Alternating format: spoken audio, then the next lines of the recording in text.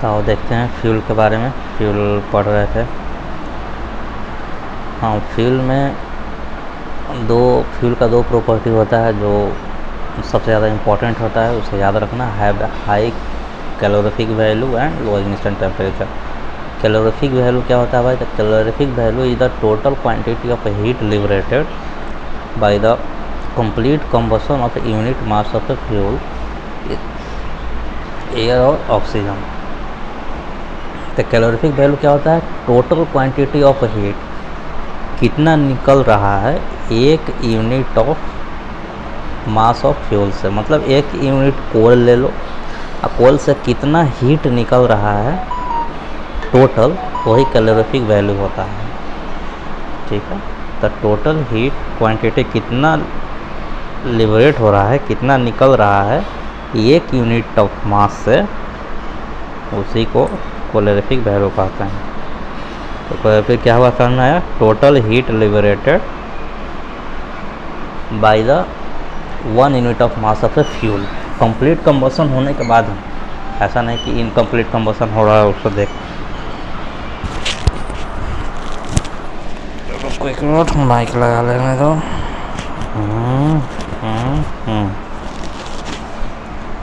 उसके बाद तो ये था सर लो इग्निशन टेम्परेचर। अरे ये तो हो गया ना, यहाँ पे calorific value of fuels are expressed in kilocalorie per metre की। और कितना हीट लिबरेट हो रहा है, अभी तो एनर्जी है ना। ठीक है, तो किलो कैलोरी, कैलोरी भी एनर्जी का यूनिट है। तो कैलोरीफिक वैल्यू किस में एक्सप्रेस किया जाता है? Kilo calorie per metre cube.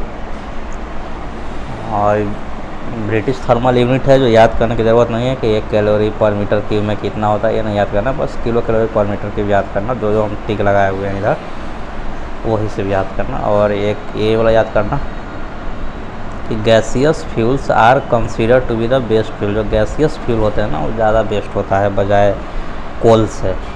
क्योंकि जैसे एलपीजी है, लिक्विफाइड पेट्रोलियम गैस, एलपीजी, उसका हाई कैलोरीफिक वैल्यू होता है, ज़्यादा हीट लिबरेट करता है। ठीक है, तो जो गैसियस फ्यूल्स होते हैं वो ज़्यादा बेहतर होते हैं सॉलिड फ्यूल से या लिक्विड फ्यूल से। सॉलिड फ्यूल कौन हुआ? एग्जांपल कोल, सॉलिड है वो। देखो, अब कई सारे हम लोग गैसेस के बारे में पढ़ेंगे, जैसे water gas, producer gas, CNG gas, natural gas, बहुत सारे गैस के बारे में पढ़ेंगे। तो इसमें याद रखना कि वाटर गैस क्या होते हैं, किन किन चीज़ों से मिलकर वाटर गैस बनता है। तो कौन कौन चीज़ों से मिलकर के कोई गैस बनेगा वो लिखवाते जाएंगे। जैसे वाटर गैस है, तो ये वाटर गैस किससे बनता है? कार्बन मोनोऑक्साइड प्लस हाइड्रोजन, इसे वाटर गैस बोलते हैं। दोनों को मिला करके जो होता है वाटर गैस होता है। इसे क्या बोलते हैं? Water gas. ये फ्यूल की तरह काम करता है। ठीक है, ये वाटर गैस हो गया। इतना ही वाटर गैस में इतना ही रखना है, कार्बन मोनोऑक्साइड प्लस हाइड्रोजन को अपन वाटर गैस बोलते हैं। ऐसे होता है एक प्रोड्यूसर गैस। प्रोड्यूसर गैस क्या होता है? कार्बन मोनोऑक्साइड प्लस नाइट्रोजन, ये भी फ्यूल। देखो, प्रोड्यूसर गैस, एक तो वाटर गैस पढ़े पहला, ये दूसरा है producer gas. CO plus N2 को प्रोड्यूसर गैस बोलते हैं। इसका कैलोरीफिक वैल्यू जो होता है is not so high as water gas. Water gas जो है ना, उसका हाई कैलोरीफिक वैल्यू होता है, इसका थोड़ा कम होता है। तक वही लिखे हैं कि calorific value is not so high as water gas. Water gas की तरह इसका कैलोरीफिक वैल्यू ज़्यादा हाई नहीं होता है। प्रोड्यूसर गैस में इतना ही पढ़ना। अब कोल गैस किसको बोलते हैं? तो कोल गैस बोलते हैं, वो कोयला अलग है, ये कोल गैस है। ठीक है, कोल वाला नहीं है, ये कोल गैस है। कोल गैस किसे किसे बनता है? कोल गैस किसे किसे मिलकर के बनता है? तो हाइड्रोजन, मीथेन और कार्बन मोनोऑक्साइड। इसकी मात्रा ज़्यादा होता है। कुछ अदर भी होते हैं लेकिन उसकी परसेंटेज बहुत कम होता है, 5%, 7%।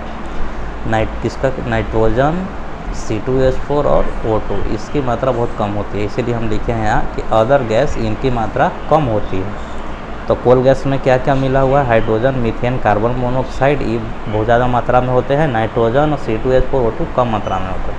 यहाँ पे लिखा हुआ है, इसको पढ़ भी सकते हो तुम, कि it is a mixture of coal gas जो है मिक्सचर है किसका किसका, hydrogen, methane and carbon monoxide का। एंड अदर कुछ गैसेज होते हैं, नाइट्रोजन, C2H4 हो गया, O2 हो गया, समझा। तो कोल गैस में हम ये वाला याद रखना, hydrogen, methane, carbon monoxide. Coal gas important नहीं है, इसलिए हम ऊपर वाला याद रखेंगे जो मेन कंस्टिट्यूएंट है, जो ज़्यादा मात्रा में। आयल गैस सेम है, C2CH4CO, तो आयल गैस में भी C2CH4CO, ठीक है। इसमें अदर गैसेस क्या हैं, कार्बन डाइऑक्साइड, उसमें नाइट्रोजन C2H4 O2 मिला हुआ था कम मात्रा में, इसमें कम मात्रा में क्या मिला हुआ है, कार्बन डाइऑक्साइड CO2। तो oil gas is a mixture of H2CH4 C2H4 and CO। अच्छा, इसमें C2H4 ज़्यादा मात्रा में होते हैं आयल गैस में, आयल गैस में C2H4 ज़्यादा मात्रा में होता है। CH4 तो होता ही है, मतलब CH4 को मीथेन बोलते हैं, प्लस C2H4 ऐड कर लो इसमें, ये ज़्यादा मात्रा में होते हैं, कार्बन डाइऑक्साइड कम मात्रा में होते हैं। तो इस सारे गैसेस का मिक्सचर है आयल गैस। गोबर गैस, गोबर गैस में मात्रा किसका किसका ज़्यादा होता है, तो इट कंटेंस, गोबर gas contains methane CH4, carbon monoxide CO and hydrogen, ये तीनों का मिक्सचर होता है। गोबर गैस देखे हैं, गए हैं ना अभी बतिया पर, तो राजबरम दादा के यहाँ ना गोबर गैस प्लांट है, नीचे हॉल बनाया हुआ है और गाय भैंस के जो गोबर होता है उसी में डालते हैं, और वहाँ से एक पाइप ले गए हैं अपने किचन में, समझा। वो पाइप से ना गोबर गैस जो नीचे हौज बना हुआ है वहाँ से गैस पाइप के थ्रू जाता है उनके किचन में, और उससे खाना बनाते हैं वो लोग, देखे हैं अभी गए हैं तब। अब कुछ भी नहीं, एकदम सिंपल सा बना हुआ है, उसमें गोबर डालते हैं। तो गोबर गैस इज मिक्सचर ऑफ क्या क्या है, carbon, methane, carbon monoxide and hydrogen. तब पूछता है कि गोबर गैस की में मात्रा सबसे ज़्यादा किसका अधिक होता है, तो मीथेन का। गोबर गैस कंस्टिट्यूएट्स मीथेन, ठीक है। तो गोबर गैस में किसकी मात्रा ज़्यादा होता है, मीथेन का, याद रखना, ये बहुत ज़्यादा इंपॉर्टेंट है। ये ऑर्डर में लिखा हुआ है, सबसे ज़्यादा मात्रा CH4 का, उससे कम CO का, उससे कम हाइड्रोजन का, समझा। ये फ्यूल के रूप में इस्तेमाल होता है, इससे खाना बनता है, ठीक है। ये कैसे प्रोड्यूस होता है, तो it is produce by the fermentation of गोबर इन अब्सेंस ऑफ एयर। ये गोबर के फर्मेंटेशन से प्रोड्यूस होता है। तो गोबर गैस में कौन सी गैसेज होती हैं, मेनली मीथेन, ये ज़रूर याद रखना है, फर्स्ट नंबर पे मीथेन, उसके बाद ही कार्बन मोनोऑक्साइड और हाइड्रोजन। अब है नेचुरल गैस। नेचुरल गैस में क्या होता है, इसमें भी मीथेन होता है, 85% मीथेन होता है। देखो, it is a mixture of gaseous hydrocarbon, जैसे एग्जांपल मीथेन 85%। उसके बाद इथेन, प्रोपेन, ब्यूटेन होता है। इथेन, प्रोपेन, ब्यूटेन मतलब नेचुरल गैस होता है ना, जैसे अल्केन पढ़ा है ना, मीथेन, इथेन, प्रोपेन, ब्यूटेन तक, तो नंबर 1 से लेकर नंबर 4 तक, C1 से लेकर के C4 तक नेचुरल गैस कहलाते हैं, जिसमें मीथेन उसमें सबसे ज़्यादा मात्रा में होते हैं, 85%।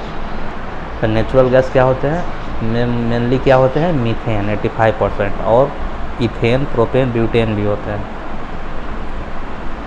बाकी पढ़ने की ज़रूरत नहीं है। आप देखो, अब आके पढ़ो LPG। तो LPG किससे बनता है, मतलब लिक्विफाइड पेट्रोलियम गैस, जो अपने घरों में यूज़ करते हैं। तो it is a mixture of, जो हाईलाइट किया हुआ है, जो अंडरलाइन किया हुआ है, हम सिर्फ वही पढ़ रहे हैं। It is a mixture of butane and isobutane. Butane and isobutane के मिक्सचर से LPG बनता है। इसमें थोड़ा सा स्मॉल क्वांटिटी में प्रोपेन भी डालते हैं, ठीक है। लेकिन जब गैस लीकेज हो जाता है तब महकता है ना, स्मेल करता है। तो किसके कारण होता है, इथाइल मर्केप्टम के कारण। यहाँ लिखा हुआ है इथाइल मर्केप्टम। द स्ट्रेंच मतलब जो लीकेज होने का जो स्मेल आता है ना, लीकेज होने पर जो स्मेल, वो बोल रहा है stench. The stench due to leakage from LPG cylinder is because of ethyl mercaptan. तो इथाइल मर्केप्टम हम ऊपर से मिला देते हैं ताकि गैस लीकेज हो तो वह स्मेल भी करे। अन्यथा LPG का तो कोई स्मेल ही नहीं होता, उसका कोई सुगंध नहीं होता है। तो फिर अगर लीकेज करेगा तो पहचान नहीं पाएगा कि LPG लीकेज कर रहा है। अब है CNG, कंप्रेस्ड नेचुरल गैस। वही जो नेचुरल गैस पढ़े थे ना, जिसमें मीथेन 85% था, इथेन, प्रोपेन, ब्यूटेन था, इसी से बनाया जाता है कंप्रेस्ड नेचुरल गैस CNG, जो ऑटो में भरा जाता है। जो हरियर हरियर टेम्पू जो तुम देखा है, उसमें CNG भरा जाता है। तो नेचुरल गैस को कंप्रेस्ड क्यों कर दिया भाई, ठीक है। कंप्रेस्ड इसलिए कर देते हैं ना ताकि मीथेन की मात्रा बढ़ जाए। तो इसमें CNG में ना मीथेन की मात्रा ज़्यादा होती है, 95% मीथेन होता है, ठीक है। और इथेन और प्रोपेन ब्यूटेन ये सब 5% में आते हैं। मीथेन होता है 95%। तो मीथेन की मात्रा सबसे ज़्यादा। मीथेन बहुत अच्छा फ्यूल की तरह काम करता है, इसलिए इसको इस्तेमाल हम सभी जगह करते हैं। सब में देखना मीथेन मीथेन मिलेगा तुमको, चाहे नेचुरल गैस देखो, एलपीजी देखो। नेचुरल गैस को कंप्रेस कर दो, मतलब सीएनजी गैस में देखो। तो सीएनजी में यहाँ लिखा हुआ है, रेड हाईलाइटेड ही पढ़ना, जो रेड से हम हाईलाइट किए हैं। It consist mainly of methane 95%, which is relatively unreactive hydrocarbon and make it nearly complete combustion possible. Methane का ना कंप्लीट कम्बसन भी होता है। अदर 5% में वही इथेन प्रोपेन ब्यूटेन आते हैं, ठीक है। बाकी चीज़ें पढ़ लेना, इंपॉर्टेंट नहीं है इसमें।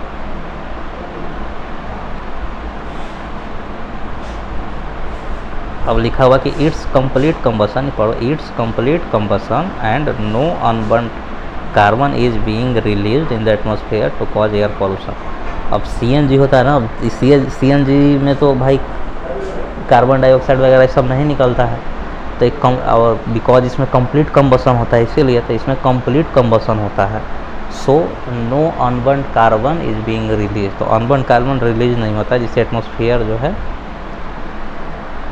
एटमॉस्फेयर में पॉल्यूशन नहीं फैलता। इसीलिए हम आजकल ना सीएनजी को ऑटो में हम इस्तेमाल करते हैं। Knocking at octane number. अब ऑक्टेन नंबर और सीटेन नंबर के बारे में हम लोग पढ़ेंगे। नॉकिंग क्या होता है, देखो, the metallic sound produce due to irregular burning of a fuel is known as knocking. अब जो गाड़ी होते हैं ना, उसमें रेगुलर फ्यूल बर्निंग नहीं होता है, ठीक है। वो जैसे कि 2 स्ट्रोक इंजन, 4 स्ट्रोक इंजन देखा होगा, पहले नीचे आता है, फिर कंप्रेस होता है, तब जाके स्पार्क होता है, तब फ्यूल जलता है। तो वैसे होता है, खट खट, जैसे गाड़ी चलाओ तो ऐसे आवाज़ आता है ना, तो ऐसी आवाज़ आया मतलब फ्यूल जल गया। फिर कुछ सेकंड के बाद फिर ठस से आवाज़ आता है, तो समझो फिर फ्यूल जला। तो इररेगुलर बर्निंग होता है उसमें, ठीक है। तो जिसमें ज़्यादा मेटालिक साउंड प्रोड्यूस होगा, ऐसा जिसमें ज़्यादा मेटालिक साउंड प्रोड्यूस हो रहा है, तो ऐसा समझो कि पेट्रोल का जो क्वालिटी है वो अच्छा नहीं है, ठीक है। तो नॉकिंग क्या होता है, तो जो मेटालिक साउंड प्रोड्यूस होता है ना, उसे नॉकिंग कहते हैं। क्यों होता है, due to irregular burning of fuel, ठीक है। तो मेटालिक साउंड याद रखो, जब हम नॉकिंग बोलेंगे तो याद रखना नॉकिंग मतलब मेटालिक साउंड, ठीक है। कब प्रोड्यूस होता है, इररेगुलर बर्निंग ऑफ फ्यूल। अब बताओ, तो जो नॉकिंग है, जो मेटालिक साउंड है, ठटर, वो कम होना चाहिए कि ज़्यादा होना चाहिए, तो कम होना चाहिए। तो नॉकिंग सब कम होना चाहिए। अब नॉकिंग कम कैसे होगा, पेट्रोल की क्वालिटी अच्छा होगा तो एकदम आराम से स्मूथ मक्खन की तरफ चलेगा, ठीक है। तो इतना सीखे कि नॉकिंग कम होना चाहिए। अब आगे हाईलाइटेड पढ़ना कि it has been absorb that the straight chain aliphatic hydrocarbon have a higher tendency to knock. जो एलिफैटिक हाइड्रोकार्बन होते हैं ना, उसका हायर टेंडेंसी टू नॉक होता है। तो हम लोग इसका यूज भी नहीं करेंगे, किसका, जो स्ट्रेट चेन एलिफैटिक होते हैं। अब ये एलिफैटिक कंपाउंड क्या होता है भाई, अरे यार कहीं तो लिखे हैं, नहीं लिखे हैं क्या। देखो एलिफैटिक कंपाउंड क्या होते हैं, aliphatic compound non aromatic compound होते हैं। मतलब जो एरोमेटिक नहीं है उसके अलावा सब एलिफैटिक कंपाउंड हो गए। एरोमेटिक मतलब जैसे बेंजीन जिसमें रेजोनेंस हो, इसके अलावा जितना है जैसे alkane, alkyne, cyclo alkane, alkenes, alkynes, ये सब एलिफैटिक कंपाउंड कहे जाते हैं। सिंगल बॉन्ड वाले, डबल बॉन्ड वाले, या फिर साइक्लो अल्केन हो गए, या फिर अल्कीन्स हो गए, या फिर अल्काइंस हो गए, इस टाइप से ये दोनों। अच्छा ये अल्केन्स है, ये अल्कीन्स है, ये अल्काइंस है, फिर अल्कीन्स दो बार लिख दें, कोई दिक्कत नहीं है। या साइक्लो अल्केन हो गया, इस सब को बोलते हैं हम लोग एलिफैटिक कंपाउंड। और जो बेंजीन वाला है ना, इसको बोलते हैं एरोमेटिक कंपाउंड जिसमें रेजोनेंस हो, ठीक है। तो ये सारे चीज़ें जो है ना, वो हमारे फ्यूल के लिए सही नहीं है। इससे नॉकिंग साउंड ज़्यादा प्रोड्यूस होता है, ठीक है। तो ये जो सिंपल स्ट्रेट चेन बोला है, स्ट्रेट एलिफैटिक कंपाउंड मतलब जो सीधे हैं, ये हमारे लिए सही नहीं है। हमारे लिए क्या सही होता है, जो ब्रांच है, जो ब्रांच है, इधर ब्रांच खाली ब्रांचिंग, ये इससे क्या होता है कि नॉकिंग साउंड है कम प्रोड्यूस होता है, ये ज़्यादा बेहतर है चेन वाला। और सिंपल वाला जो होते हैं एलिफैटिक कंपाउंड इस टाइप से, ये इससे नॉकिंग साउंड ज़्यादा प्रोड्यूस होता है।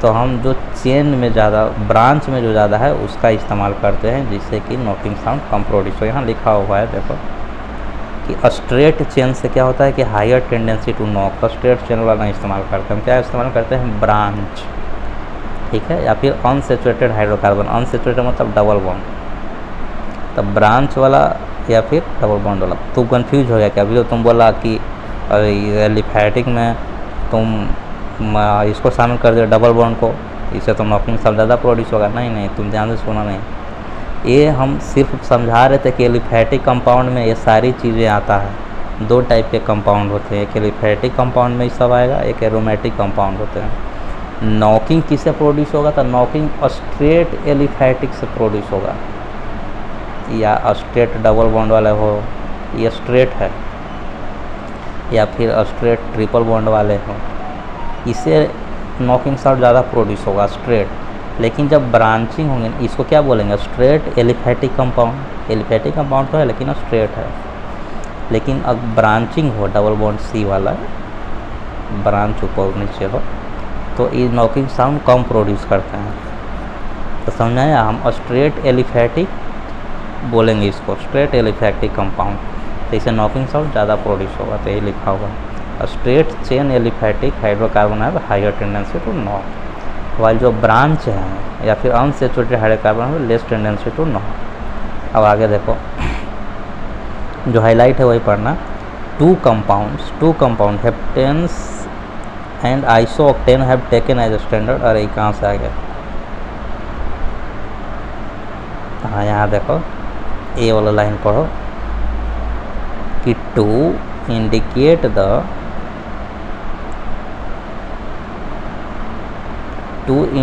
The quality of a gasoline.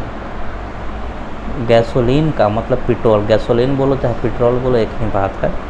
तो पेट्रोल के क्वालिटी को इंडिकेट करने के लिए ना हम लोग किसे टर्म करते हैं, किसमें? ऑक्टेन नंबर में। देखो, to indicate the quality of petrol a method of a gradation has been introduced which is termed octane rating या फिर ऑक्टेन नंबर, ठीक है। तो ऑक्टेन नंबर से हमें क्या पता चलता है? पेट्रोल के क्वालिटी पता चलता है, ठीक है। तो ऑक्टेन नंबर बड़ा अजीब होता है, जैसे कि ऑक्टेन स्केल है, ऑक्टेन रेटिंग ऐसे बोल लो, यहाँ पे 100 लेते हैं, ठीक है, ऐसे मेजर करते हैं। तो अगर 100 हुआ तो 100 में क्या होगा कि ऑक्टेन नंबर ज़्यादा है, ऑक्टेन नंबर तो 100 है, ये ऑक्टेन नंबर यहाँ पे 0 है।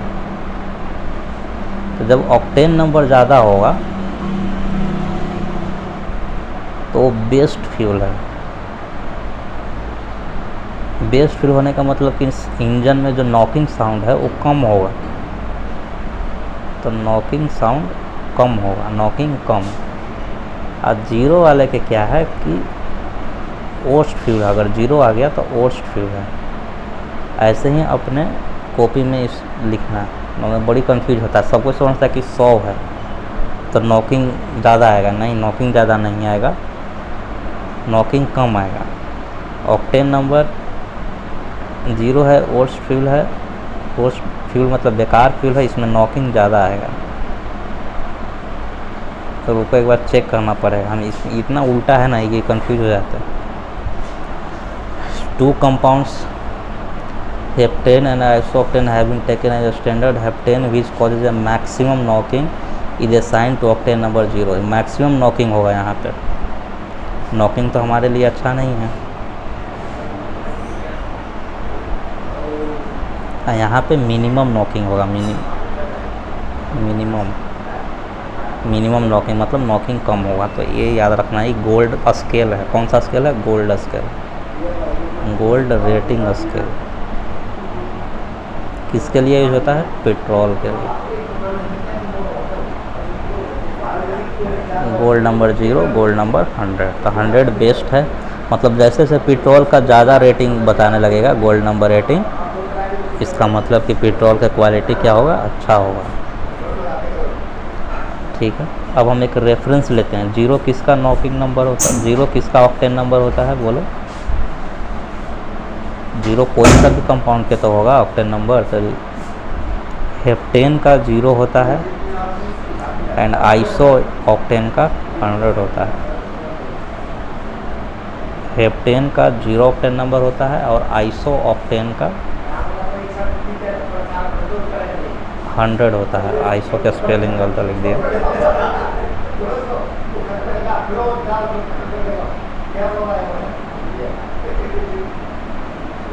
तो रेफरेंस लेते हैं कि हेप्टेन से तो ज़्यादा ही अच्छा होना चाहिए और आइसो ऑक्टेन अगर हो तो ज़्यादा बेहतर है। तो हेप्टेन का 0 होता है गोल्ड नंबर और आइसो ऑक्टेन का 100 गोल्ड नंबर होता है। अब आते हैं हम लोग इसमें एंटी नॉकिंग कंपाउंड। ठीक है, पेट्रोल अब बढ़िया नहीं मिल रहा है। जनरली जो अब पेट्रोल तुम डलवाते हो ना, उसका गोल्ड नंबर 75 होता है, 75 के आसपास। ठीक है, और हमें चाहिए कितना, 100 बेस्ट होता है। खैर 75 ही ठीक ही है, अब 100 क्या होगा, अपना तो मिलेगा नहीं। तो हम एक कंपाउंड मिला देते हैं जिसको बोलते हैं एंटी नॉक कंपाउंड। थोड़ा नॉकिंग कम करे, इंजन आवाज़ कम करे, ठुक ठुक ठुक ठुक आवाज़ कम करे। ठीक है, तो इसके लिए हम एक कंपाउंड मिला देते हैं जिसको एंटी नॉक कंपाउंड होता है। ये क्या करता है, नॉकिंग को कम करता है। कौन सा कंपाउंड मिलाते हैं, जो हाईलाइट है वही पढ़ना है, टेल। टेल मतलब tetraethyl lead. Tetraethyl lead मिला देते हैं जिससे नॉकिंग कम हो जाता है। तो tetraethyl lead is the best anti knock compound. आगे है C10 नंबर। C10 नंबर किसके लिए इस्तेमाल होता है, डीजल के लिए। डीजल के क्वालिटी को बताता है, पढ़ो। C10 number of A diesel oil is the percentage of C10 by volume इन। ये सब पढ़ने की जरूरत नहीं है। डीजल के क्वालिटी को बताता है। सेम स्केल होता है जैसे वो होता है, 100 होगा तो बेस्ट डीजल, 0 होगा तो वर्स्ट डीजल। इसमें मिनिमम नॉकिंग होगा 100 वाले में, 0 वाला में मैक्सिमम नॉकिंग होगा। सेम टू सेम लिख लेना पेट्रोल के साथ। 0 यहाँ किसका होगा, 0 ऑक्टेन नंबर किसका होता है, तो हेक्साडेकेन का 100 होता है।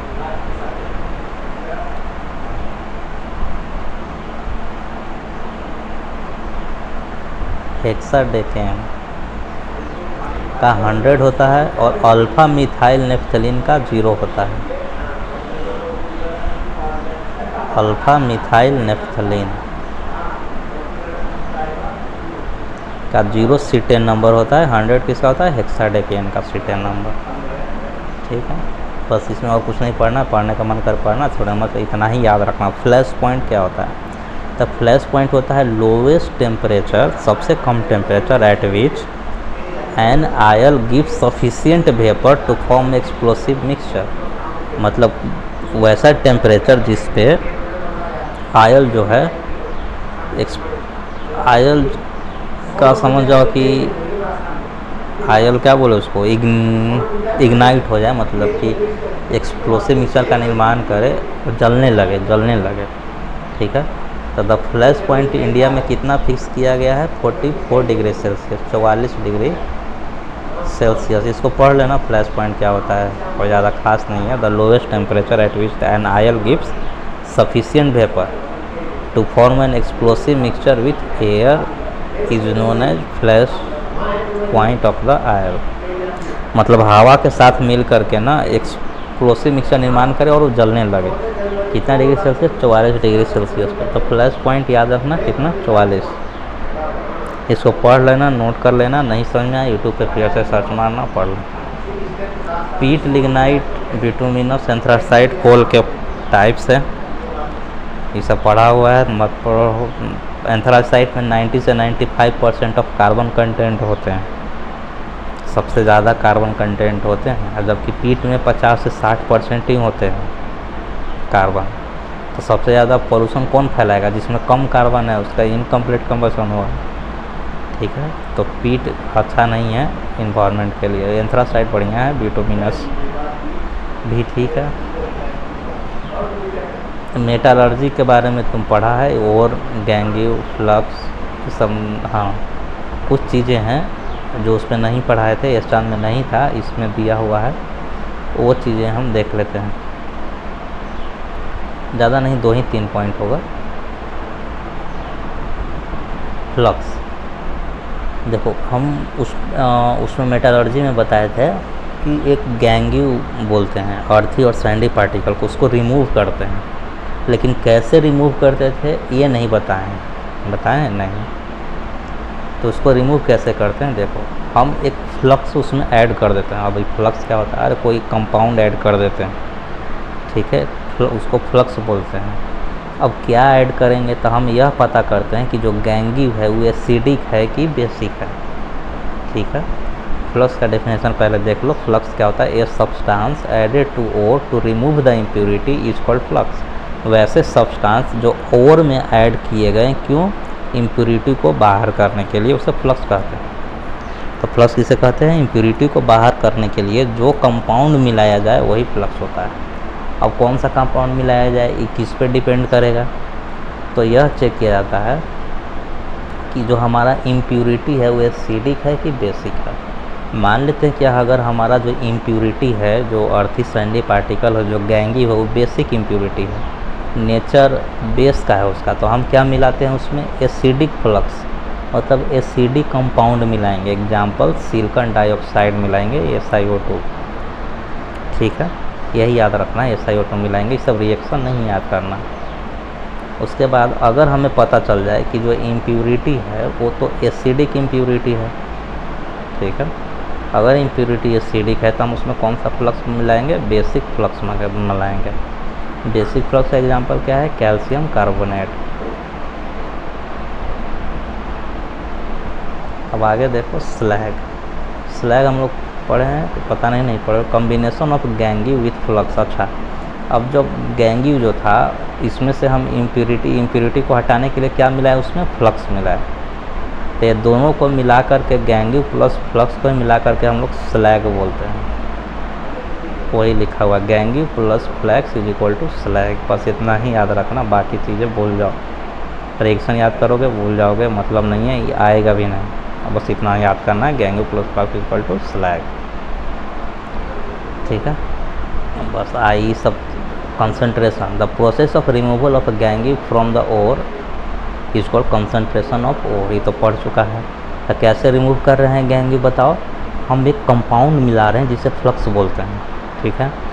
और उसके बाद गैंगीव, अब फ्लक्स जो मिल गया, वो कंपाउंड मिल गया, तो उसको हम लोग स्लैग बोलते हैं। अब स्लैग से को ही मिला, स्लैग से ही बाहर करते हैं। कैसे बाहर करते हैं वो बात है, छोड़ो, इतना ही जानकारी लेना है। जल्दी पढ़ के पार करो, ये सब चीज़ें नहीं पढ़ना है। रिएक्टिविटी सीरीज है, कैल्सिनेशन है, रोस्टिंग है या स्मेल्टिंग है, ये सब नहीं पढ़ना। हाँ, स्मेल्टिंग पर एक बार देख लो, स्मेल्टिंग क्या होता है। और तू पहले से जानता है, लेकिन डिफिनेशन इस टाइम में नहीं दिया हुआ था कि the reduction of oxide ore with carbon at such temperature is known as smelting. मतलब हम लोग कार्बन से रिडक्शन करवाते थे ना, तो अगर हम कोई ऑक्साइड का रिडक्शन कराएं कार्बन से, जैसे तुम हम लोग फ़ोन करके पूछ रहा था कि याद करे पड़ेगा का जो कार्बन से करता है रिएक्शन, तो हम बोले थे कि नहीं याद नहीं करो, बस कार्बन से एक रिडक्शन कंपाउंड याद रखो, ठीक है। तब जब हम ऑक्साइड का रिडक्शन कराएंगे ना, तो इसी को बोलते हैं स्मेल्टिंग करना। क्या करना, smelting. Reduction of oxide with carbon is called smelting. बस यही है, इसमें याद रखना, बाकी चीज़ें नहीं याद रखना। आप देखो, इम्पोर्टेड मेटल्स एंड दियर ओर, जैसे कि सोडियम है, तो सोडियम का ओर, सोडियम किस कंपाउंड से निकलता है, सोडियम कौन सा ओर से निकलता है, तो चीले साल्टपीटर से, जिसका फार्मूला Na3 होता है, NaNO3। चीले saltpetre NaNO3। ट्रोना याद करने की ज़रूरत नहीं है। अब कहे कि वाला याद करना पड़ेगा इतना, अब टाइम है अभी तो याद ही कर सकते हैं। अच्छा, नमकीन है, अच्छा लगता है।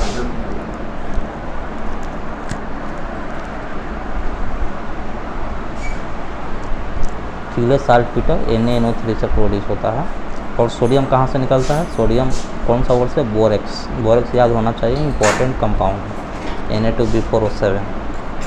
कॉमन साल्ट NaCl से भी सोडियम निकलता है। ये सब ओर हैं सोडियम का। क्रोमा का छोड़कर बाकी याद कर लेना। टाइम है तो देखो याद करना, याद करने का मन ना करे तो नहीं याद करना, लेकिन हम एक बार बता देते हैं। जो इम्पोर्टेंट है उसमें हम टिक लगा देते हैं, जो इम्पोर्टेंट नहीं होगा उसको हम रिमूव कर देंगे। तो याद कर लेना क्या इम्पोर्टेंट है। कैल्शियम डोलामाइट से निकलता है। डोलामाइट क्या है? कैल्शियम कार्बोनेट और मैग्नीशियम कार्बोनेट, CaCO3 MgO3। हम इसको खूब रटे से देख लो क्या हालत की है, रट रट के कितना बार हाईलाइट। और कैल्साइट से भी कैल्साइट कैल्शियम ये नहीं पूछता, क्योंकि नाम में ही पता चल रहा है कैल्साइट है तो कैल्शियम निकलेगा। कैल्साइट किसको बोलते हैं? कैल्शियम कार्बोनेट को। जिप्सम किसको बोलते हैं? Calcium sulphate plus 2H2O। फ्लोरोस्पार किसको बोलते हैं? CaF2। एस्बेस्टस नहीं याद करना, इम्पॉर्टेंट नहीं है, लेकिन ये चीज़ें याद होना चाहिए। कैल्साइट, कैल्शियम कार्बोनेट, जिप्सम, ये अगर ध्यान से याद करोगे ना, एक जगह ध्यान टिका के, तो जल्दी याद हो जाएगा। क्योंकि कैल्साइट नाम में ही कैल्शियम है तो कैल्शियम है। जिप्सम में फार्मूला तुम जानते हो, कैल्शियम सल्फेट 2H2O, क्रम से भी कैल्शियम निकल सकता है। फ्लोरोस्पार CaF2, उसको भी कैल्शियम निकलेगा। ये सब और हैं कैल्शियम का। Bauxite, aluminium. बॉक्साइट से क्या निकलता है? अल्मुनियम। अल्मुनियम कोर कौन है? बॉक्साइट। बहुत इंपॉर्टेंट है, और तुम नाम भूल जाओ लेकिन ये नहीं भूलो। बॉक्साइट का फार्मूला Al2O3.2H2O। ये दे दीजिएगा उनको, ले लिए। अरे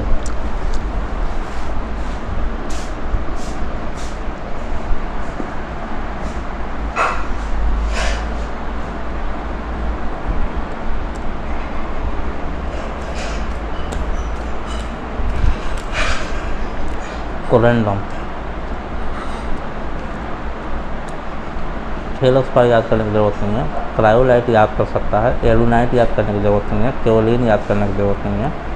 सिर्फ इसमें 3 चीज़, एक बॉक्साइट, एक कोरेंडम, एक क्रायोलाइट, ये 3 चीज़ याद होना चाहिए।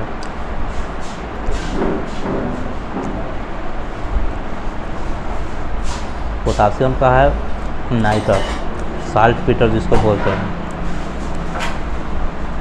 एक्रेनेलाइट याद होना चाहिए। और ऊपर चिले साल्ट पीटर था,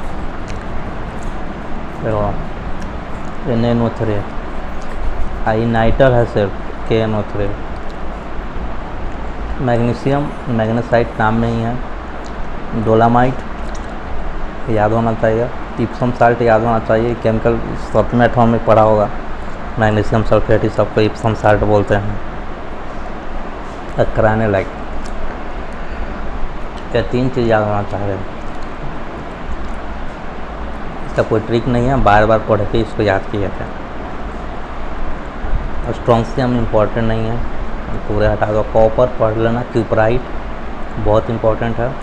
कॉपर ग्लेंस बहुत इंपॉर्टेंट है। कॉपर पायराइट नाम भूल जाओ, तीनों याद नहीं हो रहा, तीनों में से कम ये वाला याद रखना, कॉपर पायराइट। और मैलेसाइट बहुत ज़्यादा इंपॉर्टेंट है। ये स्कूल के किताबों में भी लिखा रहा था, इसलिए हम इसको बोल रहे हैं, लिखवा रहे हैं स्पेशल। मैलेसाइट्स कॉपर निकलता है। और कॉपर पायराइट, ये 2 को तुमको याद होना चाहिए। भूल जाओ लेकिन इसे नहीं भूलना, मैलेसाइट और copper pyrite. Silver, horn silver और अर्जेंटाइट, ठीक है, बहुत इंपॉर्टेंट है। अर्जेंटाइट किससे निकलता है? तमाक आर्थुड साइनाइड प्रोसेस होता है उससे। खैर उतना इंपॉर्टेंट नहीं, ये सब इम्पोर्टेंट, अब उतना डिटेल में नहीं जाना। बस हॉर्न सिल्वर होता है, AgCl जिसको बोलते हैं, याद भी हो जाएगा कि हॉर्न सिल्वर किसको बोलते हैं, क्यूपराइट किसको बोलते हैं, कॉपर ग्लेंस किसको बोलते हैं, ठीक है, ये इंपॉर्टेंट है, हॉर्न सिल्वर और अर्जेंटाइट।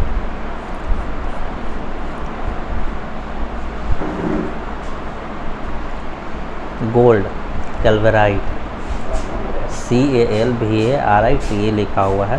गोल्ड लिखे थे हम ऊपर, मीनिंग यहाँ दिखाई नहीं दे रहा है। गोल्ड का और क्या है? कैल्वेराइट, AuT2। ठीक है। गोल्ड इम्पोर्टेंट वैसे है नहीं, गोल्ड के बारे में नहीं पूछता है। बेरियम बाइराइट्स है तो ये तो नाम में ही पता चल रहा था, ये भी कभी नहीं पूछता है कि लेकर मार देगा, ठीक। जिंक याद होना चाहिए। जिंक क्या याद करना, कैलामाइन, सिर्फ कैलामाइन खूब पूछता है, बहुत पूछा है कैलामाइन। जिंक का और क्या है, कैलामाइन। स्पेलिंग देख रहा है, नहीं दिख रहा है तो लिख देते हैं CALAMINE, कैलामाइन, बहुत इंपॉर्टेंट है। जिंकसाइड भी है तो जिंकसाइड में जिंक आता है तो लेकिन टिक मार देगा कि जिंकसाइड से जिंक निकलता है। मरकरी नाम भूल जाओ लेकिन ये नहीं भूलना चाहिए, सिनेबार, HGS, बहुत इंपॉर्टेंट है, सिनेबार HGS। टीन कैस्टेराइट, बहुत इंपॉर्टेंट है। गैलेना PBS, बहुत इंपॉर्टेंट है। लेड हम टिक नहीं लगाए हैं बिकॉज हमारा पहले से याद था। एंटीमनी स्टेबेनाइट, एंटीमनी इंपॉर्टेंट नहीं है। कैडमियम ग्रेनोसाइट, ये इंपॉर्टेंट है। बिस्मथ इंपॉर्टेंट नहीं है। आयरन याद होना चाहिए, हेमेटाइट तो आयरन पहले जानता है। लेमोनाइट, मैग्नेटाइट, सिडेराइट, ऐसा पहले से जानता है, लेकिन ये सब नहीं पूछता, ई पूछेगा। Iron pyrite, copper pyrite. अब कॉपर पाइराइट में ना सब कॉपर टिको कि इसमें आयरन कहाँ से आया कॉपर पाइराइट में, लेकिन इसमें आयरन होता है। तो कॉपर पाइराइट बहुत इंपॉर्टेंट है, ये दो याद होना चाहिए, iron pyrite and copper pyrite.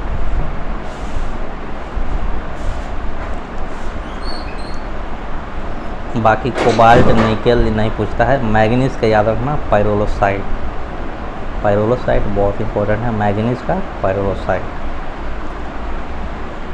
Magnite नहीं पूछता है। यूरेनियम, यूरेनियम का याद रखना क्या, पीच ब्लेंड, ये इंपॉर्टेंट है, बहुत इंपॉर्टेंट है यूरेनियम का पीच ब्लेंड, बस बाकी याद नहीं है। अभी पहले ही बताया था, इसमें याद करना है तुमको brass, bronze, German silver, rolled gold,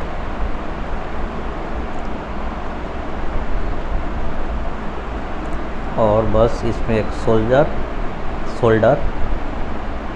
मैग्नीट ड्यूरालियम हम तुमको एग्जाम में पढ़ाए थे, पढ़ लोगे तो ज़्यादा बेहतर।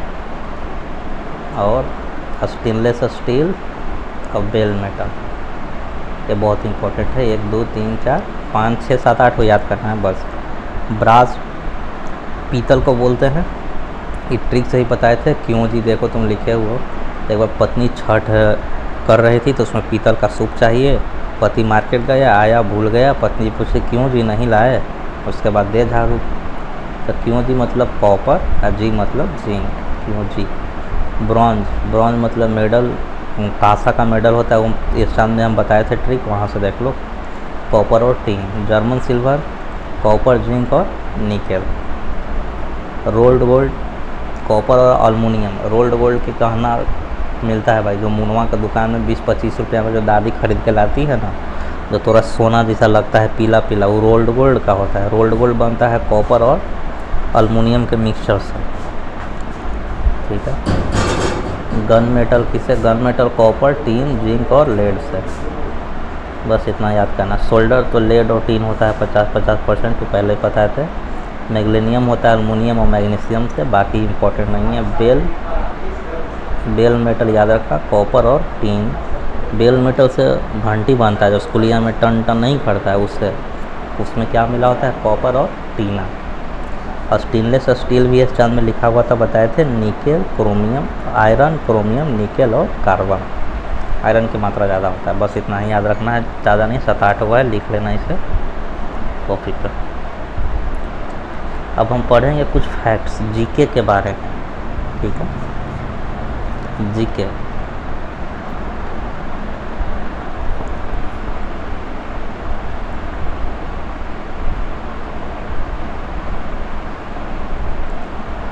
एमलगम पढ़े थे। एमलगम कौन नहीं बनाता है, मरकरी के साथ आयरन। अब हम जीके पढ़ेंगे कि कौन सा कंपाउंड ना किस में यूज होता है, ठीक है। ये लास्ट पार्ट है, अब metal and non metal start हो रहा है। इसमें सिर्फ और सिर्फ यूज लिखा हुआ है कि कौन सा मेटल, कौन सा कंपाउंड कहाँ यूज होता है, ठीक है। अब बहुत इंपॉर्टेंट है, अपने पास टाइम है तो पढ़ना है और अच्छे से पढ़ना है, 85-90 नंबर लेकर आना है। फिर अब इसमें ज़्यादा केमिस्ट्री में आएगा भी नहीं ना, अगर कुछ एक्स्ट्रा क्वेश्चन आ गया तो वो तुमसे तो किसी से नहीं बनेगा, है ना, इससे ज़्यादा कोई नहीं पढ़ता। चलो देखते हैं। पहला है फेरस ऑक्साइड, FeO। कहाँ यूज होता है? तो ग्रीन ग्लास में यूज होता है। जैसे कि खिड़की, हरा हरा शीशा देखा है, हरा हरा शीशा, वो आयरन ऑक्साइड से बना होता है, FeO से। इलेक्ट्रोप्लेटिक, ये दोनों इंपॉर्टेंट नहीं, ये इंपॉर्टेंट नहीं है, दूसरा नंबर। फेरस सल्फेट, ठीक है, ये मोहर साल्ट में यूज हो, मोहर साल्ट बनाने में यूज होता है, ये भी इम्पोर्टेंट नहीं है, ये आज तक नहीं पूछा है, फिर पूछेगा। फेरिक हाइड्रोक्साइड, ये भी हटाओ, ये भी नहीं पूछा, जो इम्पोर्टेंट नहीं है वो काटते जाएंगे, इसी बिना मतलब का नहीं पढ़ना है, कभी नहीं पूछा। आयोडीन इम्पोर्टेंट है। आयोडीन कहाँ यूज होता है? एंटीसेप्टिक के रूप में यूज होता है, in making tincture of iodine, in making tincture of iodine. Iodine का मल्हम उल्हम यूज करते हैं, एंटीसेप्टिक भी यूज करते हैं, ठीक है। तो ये टिंचर ऑफ आयोडीन मतलब आयोडीन के दवाओं के रूप में यूज करते हैं, ऐसे देख लो। ब्रोमीन, ब्रोमीन की यूज कहाँ करते हैं? डाई इंडस्ट्री में, मतलब कि रंगने उंगने वाला में, कपड़ा रंगना, या फिर लेबोरेटरी में भी यूज करते हैं केमिस्ट्री पर्पज से ब्रोमीन का। क्लोरीन का यूज कहाँ करते हैं? तो क्लोरीन का यूज करते हैं हम लोग मस्टर्ड गैस बनाने में, बहुत इंपॉर्टेंट है, and bleaching powder, bleaching powder बनाने में, या फिर मस्टर्ड गैस का। ब्लीचिंग पाउडर के क्या होता है? CaOCl2, तो इसमें क्लोरीन है ना, ठीक है, तो बिना क्लोरीन के कैसे बनेगा ब्लीचिंग पाउडर? तो ये दोनों बहुत इंपॉर्टेंट है, भूल जाओ चाहे भूल जाओ, ये स्टार लगाओ। क्लोरीन, मस्टर्ड गैस, आंसू गैस है, इसको बोलते हैं, इससे आंसू आता है मस्टर्ड गैस से। ब्लीचिंग पाउडर, दोनों बनता है, mustard gas and bleaching powder. Mustard gas खतरनाक होता है, आंसू इससे आता है, बता दिए। हाइड्रोक्लोरिक एसिड HCl, HCl जो है यूज होता है एक्वा बनाने में। 3 पार्ट ऑफ HCl है, 1 पार्ट ऑफ HNO3 लेकर के हम लोग एक्वा बनाते हैं, बस इतना ही याद रखना है, डाइफा याद नहीं करना। सल्फ्यूरिक एसिड हम पहले भी बताए थे, बैटरी में इसका इस्तेमाल करते हैं, देखो लेड स्टोरेज बैटरी में, और प्यूरिफिकेशन ऑफ पेट्रोलियम में इस्तेमाल करते हैं, ठीक है। 9वां इम्पॉर्टेंट है। सल्फ़र डाइऑक्साइड एक ऑक्सीडेंट रिडक्टेंट की तरह, मतलब SO2 जो है ना, वो ऑक्सीडाइजिंग एंड रिड्यूसिंग एजेंट की तरह काम करता है, एंड SO2 को ब्लीचिंग एजेंट की तरह भी काम करता है, धोने धाने में, ब्लीचिंग करने में, ठीक है। तो SO2 क्या क्या है? Oxidising agent and as well as reducing agent, ठीक है, और एक ब्लीचिंग एजेंट भी है, कलर को ब्लीच करता है। हाइड्रोजन सल्फाइड, ये एनालिसिस ऑफ बेसिक रेडिकल्स में यूज होता है, हाइड्रोजन सल्फाइड, ये याद करने की ज़रूरत नहीं है, लेकिन याद कर लो तो कोई दिक्कत नहीं है, ये आसान है। सल्फ़र का यूज एंटीसेप्टिक में भी यूज करते हैं, लेकिन याद नहीं करना, इंपॉर्टेंट नहीं है। सल्फ़र का यूज मोस्टली वल्कनाइजेशन ऑफ रबड़ में यूज होता है, और गन पाउडर बनाने में सल्फ़र का यूज होता है, ये दोनों याद होना चाहिए तुमको, बहुत इंपॉर्टेंट है, वल्कनाइजेशन ऑफ रबड़ एंड गन पाउडर बनाने में। अमोनिया का यूज कहाँ है भाई? तो रीजेंट आइस फैक्ट्री में, जहाँ बर्फ़ वाला फैक्ट्री है ना, उसमें यूज होता है अमोनिया। फास्फोरस, रेड फास्फोरस, अब तो रेड फास्फोरस वाइट फास्फोरस होता है, तो रेड फास्फोरस का यूज़ कहाँ होता है? रेफ्रिजरेटर में और मैच इंडस्ट्री में, सलाई बनाने में, सलाई के ऊपर जो लाल लाल होता है ना, वो रेड फास्फोरस से बना होता है। तो रेड फास्फोरस कहाँ यूज होता है? मैच इंडस्ट्री में। और जो वाइट फास्फोरस है वो रैट किलिंग मेडिसिन में यूज होता है, चूहा मारने की दवाई में वाइट फास्फोरस यूज करते हैं, ठीक है। प्रोड्यूसर गैस CO+N2 हम लोग पढ़ चुके हैं, ये हीटिंग फर्नेस में यूज होता है, फ्यूल की तरह यूज होता है। और फर्नेस में मेटल उटल का जो फर्नेस होता है, एक्सट्रैक्शन ऑफ मेटल में भी यूज होता है, तो इसमें याद रखना कि एक फ्यूल की तरह है, फर्नेस में यूज होगा, बस इतना ही है। वाटर गैस एक फ्यूल की तरह है, यहाँ लिखा हुआ है, और वेल्डिंग वर्क में भी यूज होता है वाटर गैस, ठीक है। प्रोड्यूसर गैस वेल्डिंग में यूज नहीं होगा, बिकॉज इसका हाई लो कैलोरीफिक वैल्यू है, वाटर गैस थोड़ा स्ट्रॉन्ग कैलोरीफिक वैल्यू वाला है, इसलिए इसका वेल्डिंग में इस्तेमाल करता है। कोल गैस वही फ्यूल, ये सब तो पढ़ चुका है, जो गैस है producer gas, water gas, coal gas fuel के रूप में काम करता है। इनर्ट एटमॉस्फेयर याद करना नहीं है। नाइट्रस ऑक्साइड बहुत इम्पोर्टेंट है। ये लाफिंग गैस इसको बोलते हैं और सर्जरी में यूज होता है एनेस्थेसिया के रूप में, मतलब बेहोश करने के लिए। अगर डॉक्टर तुमको बेहोश करेगा ना, कहीं कोई भी बॉडी पार्ट्स को बेहोशी का इंजेक्शन लगाएगा तो उसमें नाइट्रस ऑक्साइड होता है। ठीक है, क्या होता है? Nitrous oxide. नाइट्रस ऑक्साइड अगर ज़्यादा मात्रा में दे दे तो व्यक्ति बेहोश हो जाता है, कम मात्रा में तो व्यक्ति हंसते रहता है। ठीक है, अब कार्बन डाइऑक्साइड है। कार्बन डाइऑक्साइड सोडा वाटर में यूज होता है और आग बुझाने में भी यूज होता है, ये बहुत इंपॉर्टेंट है कार्बन डाइऑक्साइड। कार्बन मोनोऑक्साइड कहाँ यूज होता है? फोस्जीन गैस में, COCl2। वो COCl2 था, ये COCl2 है, अंतर है। फोस्जीन गैस इसको बोलते हैं, COCl2 को। कार्बन मोनोऑक्साइड का इस्तेमाल किस में होता है? फोस्जीन गैस में। ग्रेफाइट इलेक्ट्रोड्स के रूप में इस्तेमाल होते हैं या पेंसिल के रूप में। इलेक्ट्रोड्स बनता है ना ग्रेफाइट से। आगे देखो डायमंड ऑर्नामेंट्स, मतलब गहना बनाने में, ग्लास कटिंग में, मतलब ग्लास को काटते भी हैं हम लोग डायमंड से। और पत्थर में छेद उद करना होगा तो डायमंड का यूज़ करते हैं, बिकॉज डायमंड बहुत कठोर होता है। Alum, potassium. Purification of water में इस्तेमाल होता है, लेदर इंडस्ट्री में भी इस्तेमाल होता है, टैनिंग ऑफ लेदर में बताए थे, ये तो बताया हुआ है। ठीक है, एलम का इस्तेमाल होता है। अब नेक्स्ट बहुत सारे यूज पे ज़्यादा नहीं है, ये सब तो कहाँ तक पढ़ लिए थे? एलम तक पढ़ लिए थे। 24 number aluminium sulphate. Aluminium sulphate का कहाँ यूज होता है? पेपर इंडस्ट्री में या फायर एक्सटिंग्विशर में। अमोनियम सल्फेट याद करने की जरूरत नहीं है, हम भी नहीं याद किए थे, देख रहा है टिक कुछ नहीं है वो important. Anhydrous aluminium chloride important है भाई। AlC3 का यूज़ करते हैं हम क्रैकिंग ऑफ पेट्रोलियम में। बोलो, पेट्रोलियम बनाने में यूज़ करते हैं इसको, क्रैकिंग ऑफ पेट्रोलियम में इस्तेमाल करते हैं, जब प्रोसेस चल रहा होता है तब क्रैकिंग का, उसमें हम अनहाइड्रस अल्मुनियम क्लोराइड डालते हैं, AlCl3 डालते हैं, aluminium chloride. Mercury chloride use करते हैं कैलोमल में। अच्छा, HgCl2 को बोलते भी कैलोमल है, पता है? ये इंसेक्टिसाइड होता है। इंसेक्टिसाइड मतलब कीटाणु को मारने के लिए फसल उसल के ऊपर, उसमें मरकरी क्लोराइड इस्तेमाल होता है। मरकरी ऑक्साइड जो होता है पॉइजन होता है। क्या होता है? पॉइजन। याद करने की ज़रूरत नहीं है, मैंने नहीं याद किया था। 28 नंबर मरकरी तो ज़्यादा नहीं करता है, थर्मोमीटर में यूज होता है और एक अमलगम बनाने में भी यूज होता है। ठीक है, आगे है जिंक सल्फाइड। ये भी याद करने की ज़रूरत नहीं है। जिंक सल्फाइड ये वाइट पिगमेंट होता है, हटाओ, आज तक नहीं कभी पूछा। जिंक सल्फेट वाइट विट्रोल जिसको बोलते हैं, बहुत इंपॉर्टेंट है। आई ऑइंटमेंट मतलब आई ड्रॉप में इस्तेमाल करते हैं जिंक सल्फेट का, या फिर लिथोफोन में इस्तेमाल करते हैं। आई ऑइंटमेंट मतलब आई का ड्रॉप, और लिथोफोन में इस्तेमाल करते हैं। इसको वाइट विट्रोल बोलते हैं, एक ब्लू विट्रोल होता है। तो जिंक सल्फेट को क्या बोलते हैं? White vitriol, ZnSO4.7H2O। अब ब्लू विट्रोल किसको बोलते हैं? पता करके बताना। आगे देखो जिंक क्लोराइड ZnCl2 कहाँ यूज होता है? टेक्सटाइल इंडस्ट्री में। सिर्फ पढ़ लेना, इसको याद करने की जरूरत नहीं है जिंक क्लोराइड को। ठीक है, ये इम्पोर्टेंट नहीं है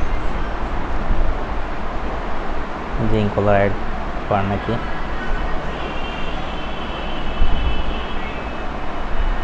जिंक ऑक्साइड भी इम्पोर्टेंट नहीं है। जिंक बैटरी में इस्तेमाल करते हैं। पता है जिंक कहाँ होता है?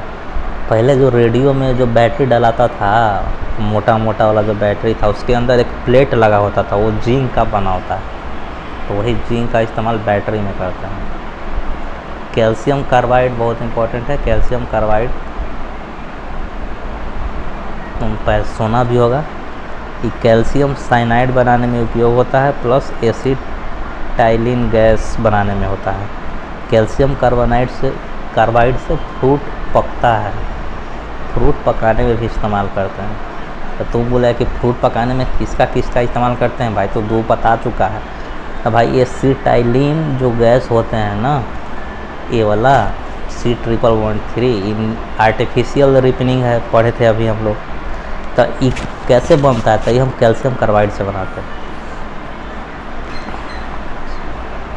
अभी तुम बाज़ार में जाओगे, बोले कि हमें एसिटाइलिन गैस दो, तो नहीं देगा, लेकिन बोले कैल्शियम कार्बाइड दो, फल पकाना है तो दे देगा वो, ठीक है। तो फ्रूट पकाने में बहुत यूज होता है कैल्शियम कार्बाइड, जा कर के ले सकता है मार्केट में, बोलना कैल्शियम कार्बाइड दो। आगे देखो ब्लीचिंग पाउडर बहुत फेमस है कैल्शियम कार्बाइड बना के देखो। ब्लीचिंग पाउडर CaOCl2, अभी भी लिखे थे हम उसका फार्मूला ब्लीचिंग पाउडर में CaOCl2। ये ब्लीचिंग पाउडर है, ये ब्लीचिंग एक्शन में तो काम करता ही है, कलर वलर को धोने में, प्लस ये इंसेक्टिसाइड भी है। ये इम्पोर्टेंट है, याद होना चाहिए ब्लीचिंग पाउडर। कॉमन साल्ट ये जान ही रहा है, टेबल सॉल्ट खाना बनाने में यूज़ करते हैं। कुछ नहीं है। कैल्शियम सल्फेट देखो, कैल्शियम सल्फेट सीमेंट इंडस्ट्री में यूज़ करते हैं, सीमेंट बनाने में। कैल्शियम कार्बोनेट का हम लाइम एंड टूथपेस्ट में यूज़ करते हैं, टूथपेस्ट बनाने में या फिर चूना वूना बनाने में यूज़ करते हैं। कैल्शियम कार्बोनेट एक बहुत इंपॉर्टेंट है, कैल्शियम कार्बोनेट। कैल्शियम सल्फेट बहुत इंपॉर्टेंट है। कॉपर सल्फेट भी इंपॉर्टेंट है, इंसेक्टिसाइड में यूज़ करते हैं इलेक्ट्रिक सेल्स में। Cupric oxide blue and green glass, याद नहीं करना। क्यूप्रिक ऑक्साइड हम याद किए थे, लेकिन तुम मत याद करना, इंपॉर्टेंट नहीं है, नहीं पूछता है कभी, क्यूप्रस ऑक्साइड में नहीं पूछता है। कॉपर वायर हुआ तो जानबे करता है, कॉपर का वायर होता है, कोई इंपॉर्टेंट नहीं है। सोडियम नाइट्रेट फर्टिलाइज़र में यूज होता है, सोडियम नाइट्रेट NaNO3, ये याद कर सकता है, याद करना है। सोडियम सल्फेट, ये भी याद नहीं करना। ग्लोबल साल्ट बोलते हैं, यह याद रखना, ये बचपन में पढ़ा होगा साधन पे। Global salt, sodium sulphate medicine और चीप क्लास में इस्तेमाल होता है। सोडियम बाइकार्बोनेट बहुत इंपॉर्टेंट है, नाम भूल जाओ लेकिन याद होना ही चाहिए। फायर में यूज़ करते हैं, एक्सटिंग्विशर, फायर एक्सटिंग्विशर, या बेकरी बनाने में, पाव रोटी, ये सब बेकरी जो प्रोडक्ट होते हैं, ब्रेड व्रेड, उसको बेकरी प्रोडक्ट बोलते हैं, जहाँ पाव रोटी बिस्किट ऐसा मिलते हैं।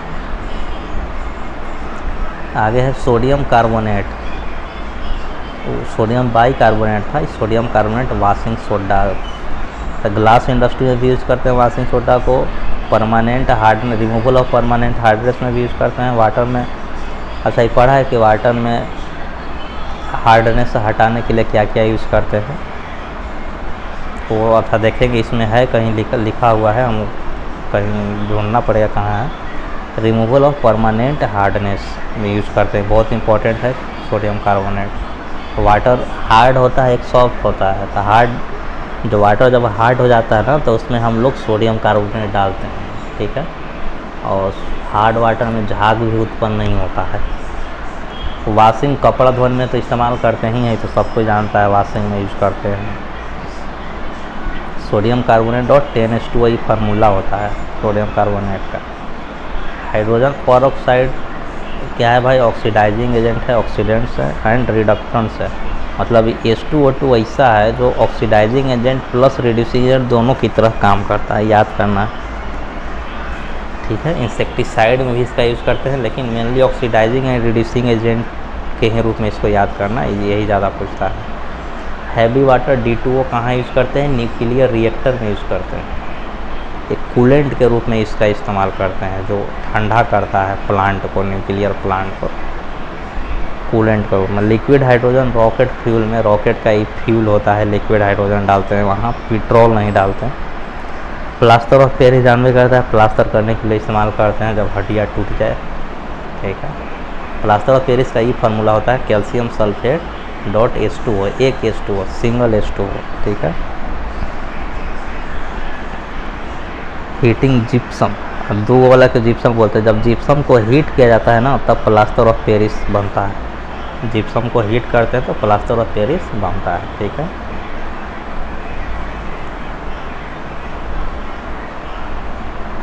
ई क्या लिखा हुआ है इसको हटाओ, याद करने की आवश्यकता नहीं है क्या है, ये दोनों याद होना चाहिए। प्लास्टर ऑफ पेरिस का फार्मूला है, जिप्सम को हीट करने पर बनता है।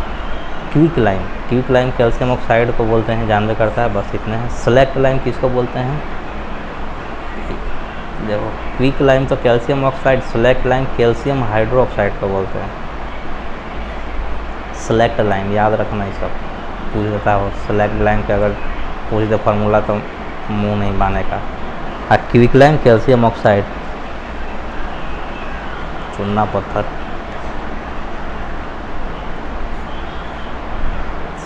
ये सब पढ़ लिए थे, कहाँ तक पढ़ लिए थे, क्विक लाइम सेलेक्ट लाइम हो गया था। अब important facts about some metal, कुछ मेटल के बारे में अब हम लोग जीके पढ़ेंगे।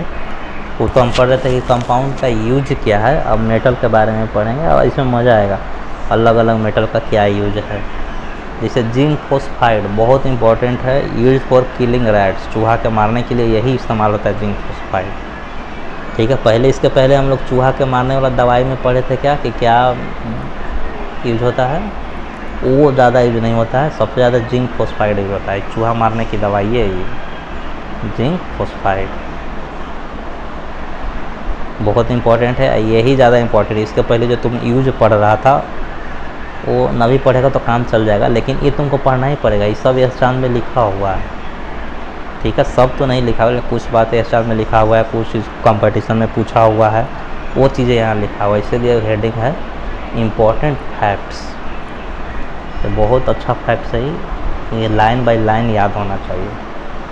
Would furniture are coated with zinc chloride to prevent termites. देखो लकड़ी में दीमक न पकड़े, इसके लिए हम लोग क्या करते हैं, एक लकड़ी के ऊपर ना एक कोटिंग कर देते हैं, चढ़ा देते हैं। किसका कोटिंग करते हैं, जिंक क्लोराइड का, बहुत इंपॉर्टेंट, बहुत बार पूछा गया है ये। वुड फर्नीचर अब बहुत बार पूछा गया है, मतलब कि एसएससी सीजीएल में पूछा गया है, एसएससी जेईई में पूछा गया है, उससे क्या आधार पर बता रहे हैं, आपका टीचर में हमें थोड़ी पता कि। ठीक है, वुड फर्नीचर में क्या इस्तेमाल करते हैं हम लोग, उसको बचाने के लिए जिंक क्लोराइड का। ठीक है, आगे है एक्सेस ऑफ कॉपर से विल्सन नामक बीमारी होता है। अगर कॉपर की मात्रा बढ़ जाए तो उसे कौन सा बीमारी होता है, विल्सन। आगे है galvanised iron is coated with zinc. Galvanised iron किससे कोट किया जाता है, जिंक से, ताकि उसमें जंग ना पकड़े, रस्ट ना पकड़े, ये तो पढ़ा हुआ है। सब बहुत इंपॉर्टेंट है, ये यूज वाला नहीं है जो हम लोग पहले पढ़ रहे थे, ये सब तो नहीं भी याद करेगा तो चल जाएगा, लेकिन ये याद करना ही पड़ेगा 100%, ये हम पूछेंगे, हर लाइन याद होना चाहिए।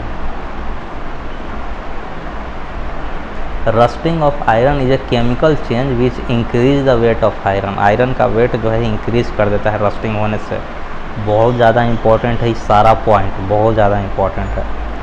Calcium hydride is called hydrolith, competition में बहुत पूछा गया, हाइड्रोलिथ किसको बोलते हैं, तो कैल्शियम हाइड्राइड को, मतलब कैल्शियम प्लस हाइड्रोजन को, कैल्शियम हाइड्राइड को हाइड्रोलिथ बोलते हैं। अब कैल्शियम हाइड्राइड का यूज़ कहाँ होता है, तो is to prepare the fire proof and water proof cloth, बरसाती बनाने में, या फिर ऐसा क्लॉथ जिसमें आग ना पकड़े। ठीक है, वो कैल्शियम हाइड्राइड्स होते हैं। अच्छा, फायर प्रूफ और वाटर प्रूफ में अल्मुनियम AlOH3 का भी इस्तेमाल करते हैं, प्लस कैल्शियम हाइड्राइड का भी इस्तेमाल करते हैं, इसीलिए हम यहाँ पे और करके लिख दिए हैं कि AlOH3 का भी इस्तेमाल करते हैं अपन वाटर प्रूफ बनाने में, और कैल्शियम हाइड्राइड का भी इस्तेमाल करते हैं।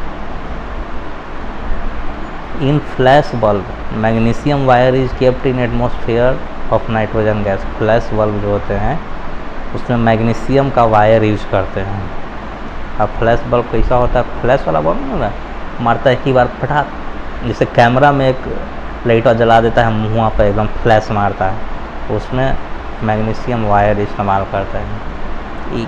किसके नाइट्रोजन के एटमॉस्फेयर में, मतलब नाइट्रोजन उसमें गैस होता है, उसमें मैग्नीशियम वायर होता है, वो जलता है और फटाक से फ्लैश मारेगा। ठीक है, तो ये याद रखना। आगे है titanium. Titanium is called strategic metal, बहुत लाइटेस्ट होता है और बहुत स्ट्रॉन्ग होता है टाइटेनियम।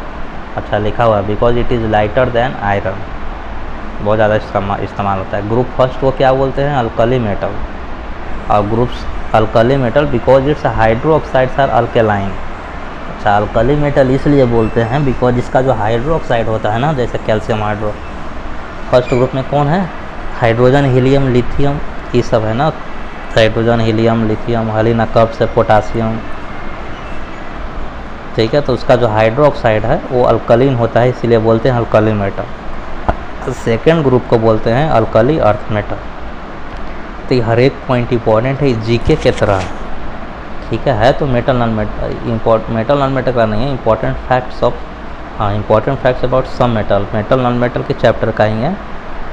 ये सब इम्पोर्टेंट है, याद होना चाहिए, ये सब पूछा गया सवाल। बबीट मेटल, ये नहीं याद करना, बबीट मेटल नहीं पूछता है। Gun powder, potassium nitrate sulphur mixture होता है गन पाउडर, छोड़ो नहीं याद करेगा चलेगा। Chromium trioxide is known as chromic acid, CrO3 जिसको बोलते हैं, chromium trioxide is known as chromic acid, याद करना ये। Nichrome wire is use in electric heater, जो इलेक्ट्रिक हीटर में जो वायर होता है वो किससे बना होता है? नाइक्रोम से, ठीक है। पोटासियम जो कार्बोनेट है उसको बोलते हैं हम लोग पर्ल एस। कौन सा एस बोलते हैं? कौन सा राख? एस मतलब राख होता है, पर्ल एस, इसको पोटासियम कार्बोनेट को याद होना चाहिए।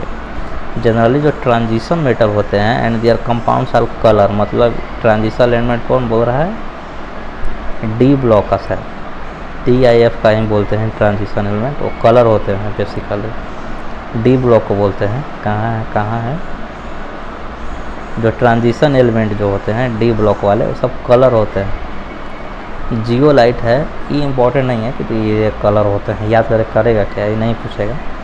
Zeolite is use to remove the hardness of water, remove the hardness of water में तो वो तो पढ़े थे वो पीछे बार, जियोलाइट भी यूज होता है, दो चीज़ें यूज होता है, तो याद रख लेना। Zeolite is use for hardness of water as well.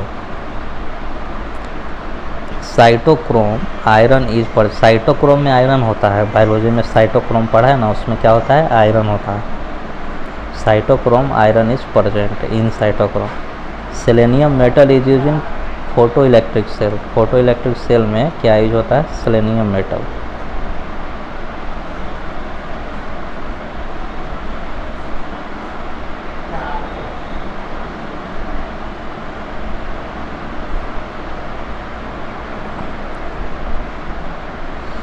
आगे है इन साइटोक्रोम हो गया, सेलेनियम मेटल और gallium metal is liquid at room temperature, indium gallium पढ़ चुका है, थैलियम, ये सब होता है लिक्विड एट रूम टेम्परेचर। और मरकरी भी होता है, वो भी तुम जानते हो।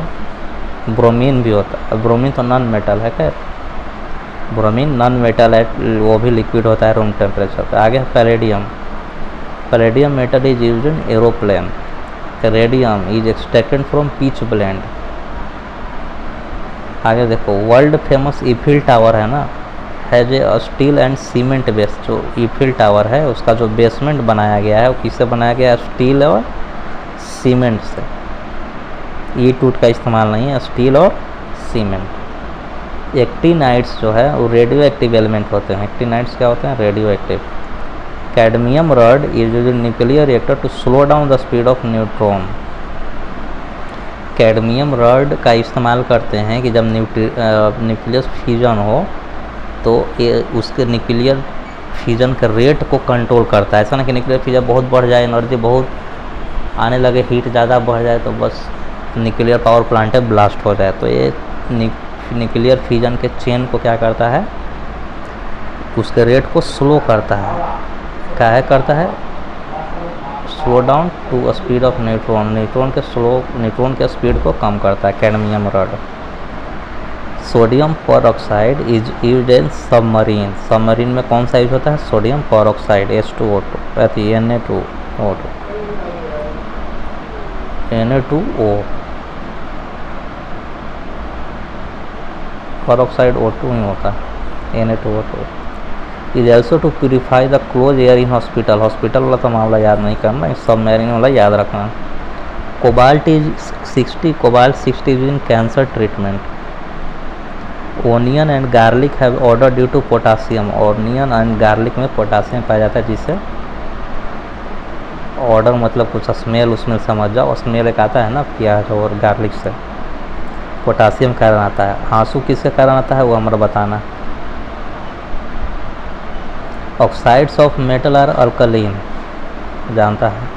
Silver and copper are the best conductor of electricity, पता है। Gold and silver are the most malleable metal, पता है। Mercury and iron produce more resistance in comparison to other, ये भी पता है। मरकरी और आयरन में ज़्यादा रेजिस्टेंस होता है। लेड में भी बहुत ज़्यादा रेजिस्टेंस होता है, मरकरी आयरन में नहीं, लेड में बहुत ज़्यादा होता है। उसके बाद नंबर 2 पे मरकरी आता है और नंबर 3 पे और भी आते होंगे, मतलब ये ऐसे ही लिखा हुआ है, इसका कोई मतलब नहीं है। मरकरी आयरन के हाई रेजिस्टेंस होता है, यह कहना चाह रहे हैं और कुछ नहीं। आगे देखो, lithium is the lightest and the most reductant element. Lithium जो है लाइटेस्ट है और मोस्ट रिड्यूसिंग एलिमेंट है, पता है। Fireworks crimson red colour is due to the strontium. जो फायर वर्क्स जो होते हैं, फायर वर्क्स, उसमें जो क्रिम्सन रेड कलर आता है वो किसके कारण आता है? स्ट्रोंसियम के कारण है। ये बहुत बारी पॉइंट आया है, आगे भी आएगा, अगला पेज में लिखा हुआ है, याद होना चाहिए। फायर वर्क्स में crimson red due to strontium. Green colour तो बैरियम का, green colour is due to the presence of barium. Barium के कारण ग्रीन कलर आता है फायर वर्क्स में। आगे देखो, barium sulphate is used in X-ray of abdomen in barium metal. जैसे कि जब तुम एक्सरा करवाने जाओगे, जैसे मेरा हुआ था, तो एक लिक्विड लगा दिया था मेरे पेट के ऊपर, ठीक है। उसके ऊपर फिर मशीन छोटा सा घुमा रहा था तो एक्सरे हो रहा था। तो जो पेट में लिक्विड लगाया था ना, वो बैरियम सल्फेट का बना होता है। इम्पोर्टेंट है, याद करना। Barium hydroxide is known as baryta water, ठीक है। BaOH के होल टू ब्राइटा वाटर इसको बोलते हैं, बैरियम हाइड्रोक्साइड को। Osmium is the heaviest metal. Osmium क्या है? हैवीएस्ट मेटल ऑस्मियम है, ठीक है। एंड प्लेटिनियम जो है वो हार्डेस्ट है। मेटल की बात कर रहे हैं हम। ऐसे तो सबसे हार्डेस्ट कौन है? नेचुरल सब्सटेंस हार्डेस्ट कौन है? डायमंड। तो मेटल में हैवीएस्ट ऑस्मियम है और इरिडियम भी हैवीएस्ट है, और प्लेटिनम जो है वो हार्डेस्ट है। मेटल की बात कर रहे हैं। आगे देखो, zinc oxide is known as flower of zinc. Zinc oxide को क्या बोलते हैं? Flower of zinc. It is also known as Chinese white and is use for the white paint. White paint को बनाने के लिए हम जिंक ऑक्साइड का यूज करते हैं। इसे क्या बोलते हैं? Flower of zinc. आगे देखो, सिल्वर क्लोराइड AgCl2 इस फोटोक्रोमेटिक ग्लास में यूज होता है। सिल्वर क्लोराइड फोटोक्रोमेटिक ग्लास कैसा होता है? गूगल पे सर्च करना, दिख जाएगा। Silver iodide is use in artificial rain, ये हम लोग पहले पढ़ चुके हैं। Silver nitrate is use in marker में, अच्छा, जो इलेक्शन जब वोट होता है, वोट देने जाता है तो एक नेल पर ना एक स्याही लगा देता है, वो सिल्वर नाइट्रेट होता है। नॉलेज के पर्पस से भी ये चैप्टर बहुत महत्वपूर्ण है। क्या होता है? Silver nitrate. अब सिल्वर नाइट्रेट भाई उसको कितना भी मिटाओ छूटेगा नहीं, बिकॉज सिल्वर नाइट्रेट है। किसी भी कोई भी तुम एसिड डाल दो, कोई भी बेस डाल दो, बिकॉज सिल्वर का भी रिएक्शन करेगा नहीं, तो छूटवे नहीं करेगा, ठीक है। तो चाहे साबुन में बेस होता है, सोडियम पामेटिक एसिड होता है, तो साबुन से भी नहीं जाएगा। एसिड बेस से तो किसी चीज़ से रिएक्शन नहीं करेगा सिल्वर, जानते हैं हम। तो सिल्वर नाइट्रेट से वो बना होता है। इन कलर्ड बोतल ड्यू टू अवॉइड डिकम्पोज। अच्छा, इट इज़ केप्ट इन कहाँ, किस में रहता है? कलर बोतल में रहता है। कौन सा बोतल? कलर में। क्यों? डिकम्पोजिशन से बचाने के लिए, ताकि यह ब्रेक ना हो जाए, आपस में अलग अलग ना हो जाए, इसमें डिकम्पोज ना हो जाए। तब कलर बोतल में रखते हैं, हमेशा रंगीन बोतल में इसको रखते हैं।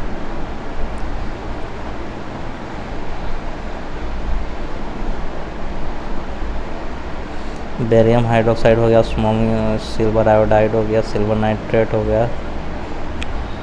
आगे सिल्वर स्पून। तो silver spoon is not used in egg food because it forms A black silver sulphide. Black silver sulphide. अब चांदी के चम्मच अंडा खाने में इस्तेमाल नहीं करना है। Silver spoon is not used in egg food because it forms A silver sulphide. अब चांदी और अंडा से रिएक्शन करके क्या बनाता है? Silver sulphide. तो हम चांदी के चम्मच से अंडा नहीं खाना। आगे है, कभी चांदी के चम्मच छोड़ो, यहाँ चम्मच नहीं भेंट हो रहा है। आगे देखो, to harden the gold copper is mixed. हम पहले ही बताए थे कि गोल्ड में ना अपन कॉपर इस्तेमाल करते हैं, तब जा कर के गहना बनता है, यानी 24 कैरेट गोल्ड से गहना नहीं बनता है। आगे हम डिटेल में चर्चा नहीं करेंगे। आगे देखो, आयरन पायराइट FeS2 बहुत इंपॉर्टेंट है, बहुत ज़्यादा। आयरन पायराइट को फुल्स गोल्ड कहते हैं, एकदम सोने की तरह दिखेगा, पहचान ही नहीं पाएगा कि सोना है कि लोहा है। ठीक है, आयरन पायराइट FeS2 को, FeS2 ऐसा है कि तुम पहचान नहीं पाओगे कि FeS2 है कि आयरन पायराइट है कि गोल्ड है, इसीलिए इसको बोलते हैं फुल्स गोल्ड, मूर्ख बनाने वाला सोना। आयरन पायराइट सोने की तरह दिखता है, आयरन पायराइट। आगे देखो, mercury is kept in iron pot because it does not form amalgam with iron. हम बताए थे कि जो मरकरी है वो कभी भी आयरन के साथ एमलगम नहीं बनाता है, इसीलिए ना मरकरी को हम किस में रखते हैं, लोहे के बर्तन में रखते हैं। अगर मरकरी तुम लाए कहीं से खरीद के तो कहाँ रखोगे, लोहे के बर्तन में, नहीं तो दूसरे के साथ रहेगा तो एमलगम बना लेगा, रिएक्शन कर जाएगा, मिक्सअप हो जाएगा। आगे देखो, in tube light there is the vapour of mercury and argon. Tube light में क्या होता है, मरकरी एंड आर्गन होते हैं। ट्यूबलाइट में तो मरकरी होगा, इसलिए तो सब मरकरी बोलता है, बड़ा फेमस हो गया था, ट्यूबलाइट को मरकरी बोलता है। ठीक है, बेसिकली उसका नाम ट्यूबलाइट है, लेकिन मरकरी इसलिए बोलता है बिकॉज उसमें मरकरी भरा होता है। एंड आर्गन भी होते हैं। आर्गन नोबेल गैस हो तो चाहिए ही चाहिए, तो जलेगा ही नहीं। जिसे अपना बल्ब है, पहले बल्ब इस्तेमाल करते थे ना पीला वाला, उसमें भी आर्गन होता है, अब नहीं रहेगा तो जो टंगस्टन का जो बना हुआ है फिलामेंट वो जल जाएगा। आगे है टेल, टेट्राइथाइल लेड, यह भी पढ़े, एंटी नॉकिंग कंपाउंड है, पेट्रोल में इस्तेमाल होता है। ठीक है, पेट्रोल में बताए थे ना कि नॉकिंग को कम करने के लिए इस्तेमाल होता है टेट्राइथाइल लेड। आगे, lead pipe is not use for drinking water because it forms a poisonous lead hydroxide. अब नल के जो पाइप होते हैं वो लेड पाइप से, लेड का बना हुआ इस्तेमाल नहीं करना चाहिए, लेड पाइप का इस्तेमाल नहीं करना चाहिए बिकॉज वाटर के साथ मिल करके वो लेड हाइड्रोक्साइड बनाएगा, और लेड हाइड्रोक्साइड पॉइजनस होते हैं। आगे, fuse wire is made up of lead and tin. Fuse wire किससे बनता है, लेड और टीन, मतलब शीशा और टीन से बनता है, लेड और टीन। फ्यूज वायर बहुत इंपॉर्टेंट है। Wrought iron is the purest form of iron. Wrought iron जो है वो प्योरेस्ट फॉर्म ऑफ आयरन, एकदम प्योर आयरन। कौन आयरन, रॉट आयरन। इसमें हम कार्बन वार्बन मिला करके हम आयरन की क्वालिटी को घटाते हैं। प्योर आयरन जो होते हैं ना वो मजबूत नहीं होते हैं, स्ट्रॉन्ग नहीं होते हैं, हार्ड नहीं होते हैं ज़्यादा।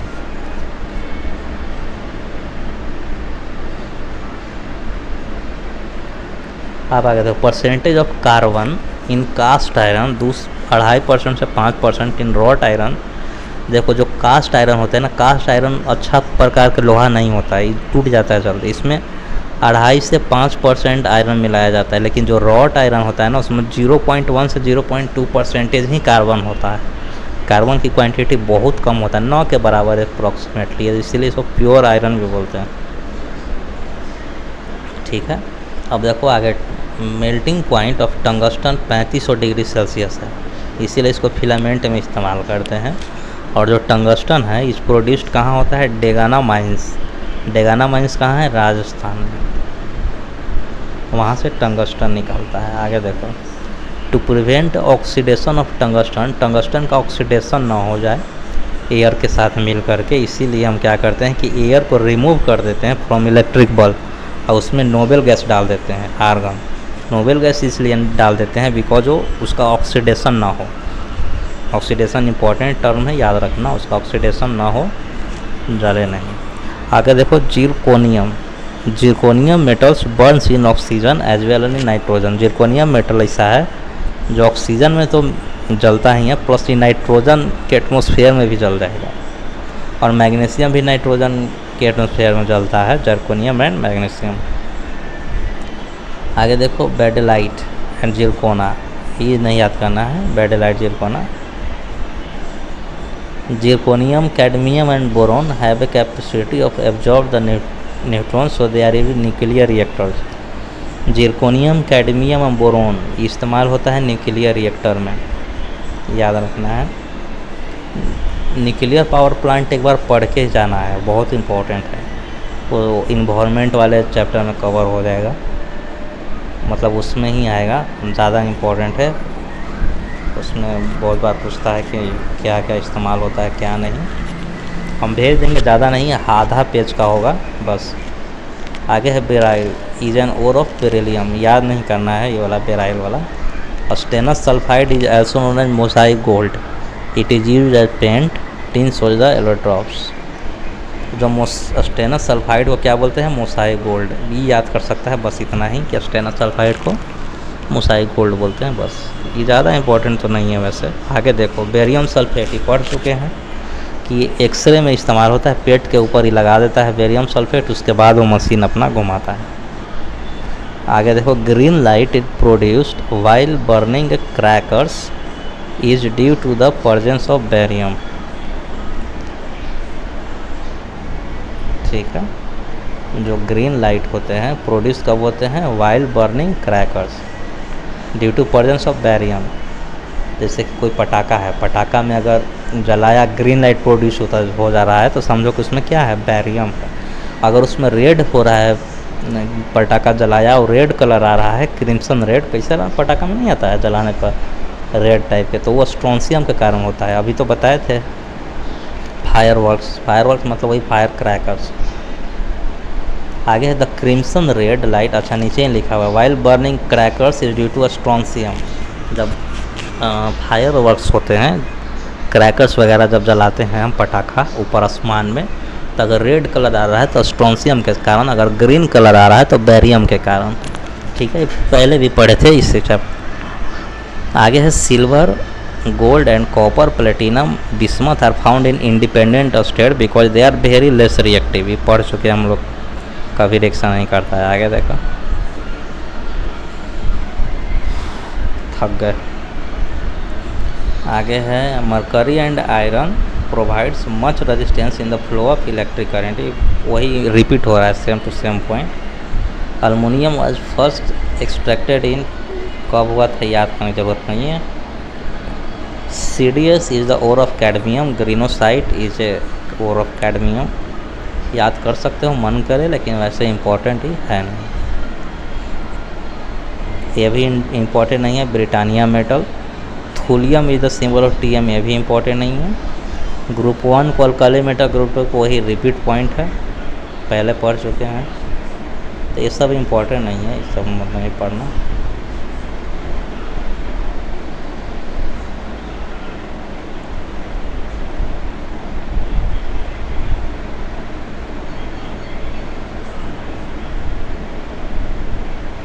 आगे है aluminium hydroxide is use to make the water proof and stainless steel. Aluminium hydroxide is use to make water proof and stainless steel cloth, पहले भी हम लिख चुके थे AlOH2 को उधर, याद हो तो। Calcium carbide react with water to produce acetylene gas. देखो कैल्शियम जो कार्बाइड मार्केट से ख़रीद के लाते हो, उसमें अगर तुम पानी डाल दोगे तो फल पक जाएगा।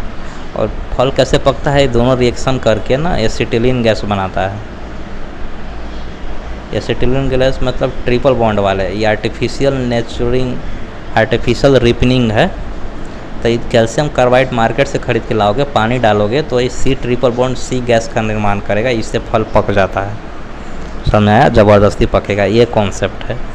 क्या फिर से सुन लो, कैल्शियम कार्बाइड मार्केट से खरीद के आओ, पानी डाल दो उसमें, दवाई में, जैसे एप्पल रखो, एप्पल के ऊपर कैल्शियम कार्बाइड डालो, थोड़ा पानी डाल दो, तो एसिटिलीन गैस प्रोड्यूस हो जाएगा रिएक्शन करके, और इसी गैस के कारण सेव पक जाएगा। एक कॉन्सेप्ट है,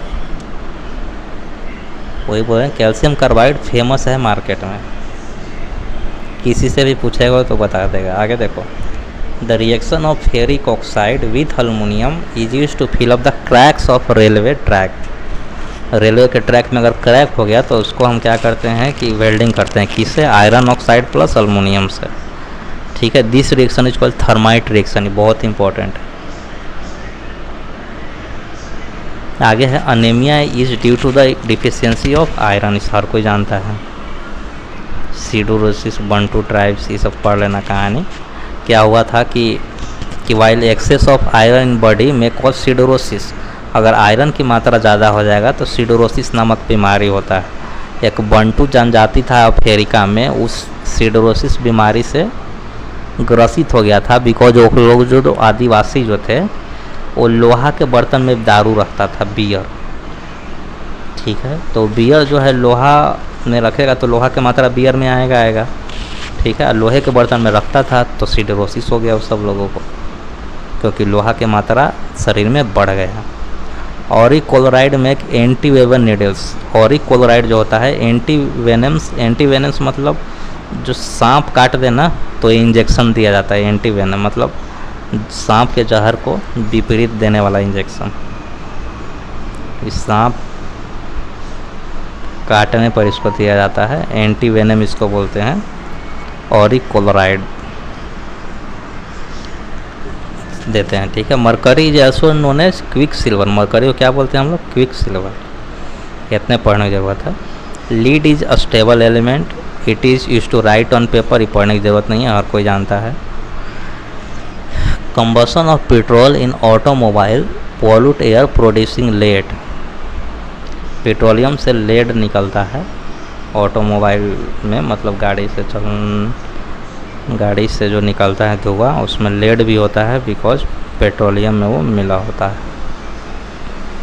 अभी इतना सारा है, ये ख़त्म कर देते हैं, उसके बाद नॉन मेटल बाद में दूसरे लेक्चर में स्टार्ट करेंगे, थक गए हैं।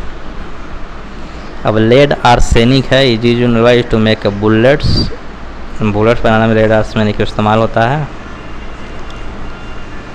लेड ऑक्साइड इंपॉर्टेंट है, lead oxide is also called litharge, it is an atmospheric oxide, it is use in rubber industry, ये सब याद नहीं करना, रबर इंडस्ट्री में यूज होता है, बस लिथार्ज बोलते हैं, बस इतने।